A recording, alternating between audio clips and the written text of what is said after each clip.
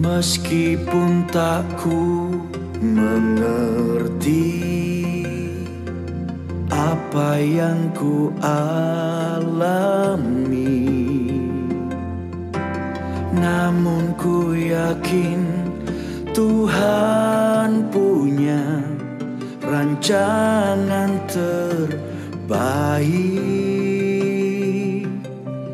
Pertolonganku datang darimu, Yesus yang ku percaya, yang tak mungkin bagiku semua mungkin bagimu. Hanya Engkaulah jawaban hidupku.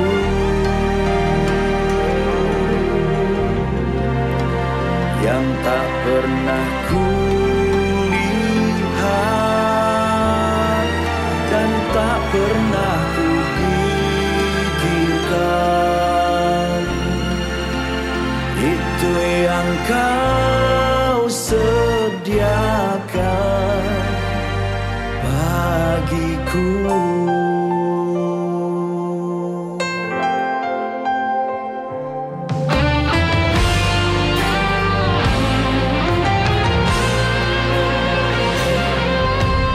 Meskipun tak ku mengerti apa yang ku alami, namun ku yakin Tuhan punya rancangan terbaik. Pertolonganku datang darimu, Yesus yang ku percaya, yang tak mungkin bagiku semua mungkin bagimu. Hanya Engkaulah jawaban hidupku.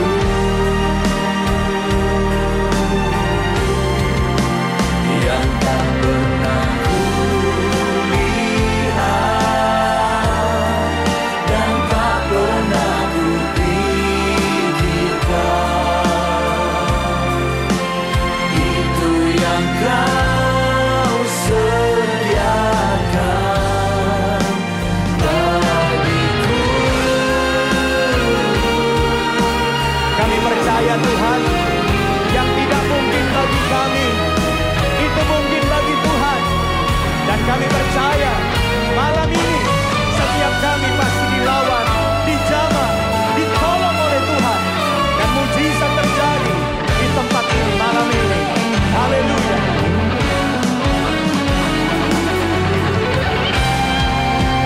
Yang tak mungkin bagiku semua mungkin bagimu. Hanya Engkaulah jawaban hidupku.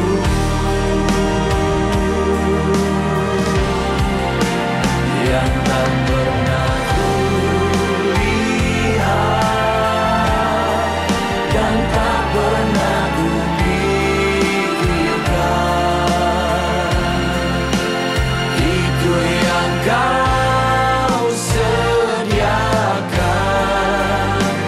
bagiku. Itu yang Kau sediakan, itu yang Kau sediakan bagiku.